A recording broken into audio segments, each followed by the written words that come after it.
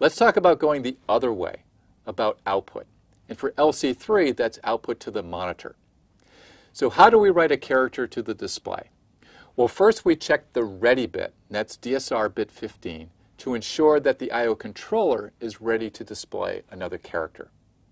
Now once it's ready, we can write the character ASCII code to bits 7 through 0 of the DDR. So here are those two registers. So the rightmost byte of the DDR is the character to display. This is written by the processor with an ASCII code. And then the leftmost bit of DSR is the ready bit that indicates to the processor that the I/O controller is ready.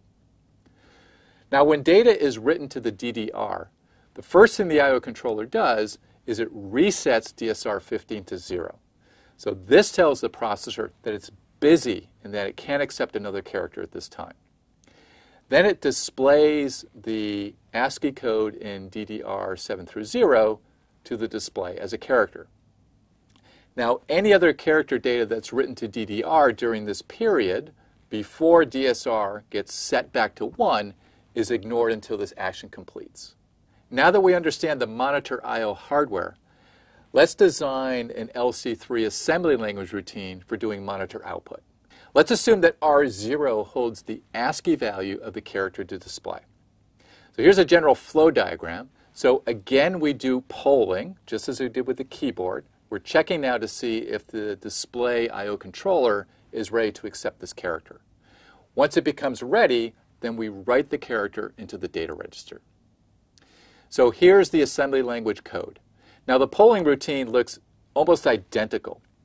The difference here is now we have a different label for the LDR. We have DSR pointer. Now that has a .fill value that is the address of the DSR rather than the keyboard status register. So the polling routine is exactly the same, except we have a different value for the address of the status register. Now once we find that we're ready, once we see that the bit 15 is a 1, now we're ready to write the character to the data register. So we use an STI. Remember, with the keyboard, we use an LDI because we're getting a keyboard character from the keyboard controller. Here now we're writing a character to the display controller, so we use an STI. And again, we use a different label here. This is the address of the display data register.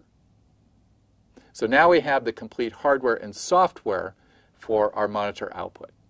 Now we're going to put both of these routines together in what's called a keyboard echo routine. Here the keyboard character that's pressed is also displayed on the screen. So here's a flow diagram of what we want to do. First of all, we're going to poll to see whether we've received a new character. Once we do, we read that character into the processor. Then we check to see that the display is ready, and once it is ready, we then write that character to the display. Here are two routines back to back in order to accomplish this. Our first polling loop checks to see whether a key has been pressed. Once we detect a keystroke, then we load its ASCII code into register 0. In the second polling routine, we're checking to ensure that the display is ready. Once it's ready, we write that character code to the display data register so it can be displayed on the screen. At the bottom, we have all of the labels of the status registers and data registers for the keyboard and display, as well as the addresses of those registers. Now we have a routine that when you're typing will show what you're typing on the screen.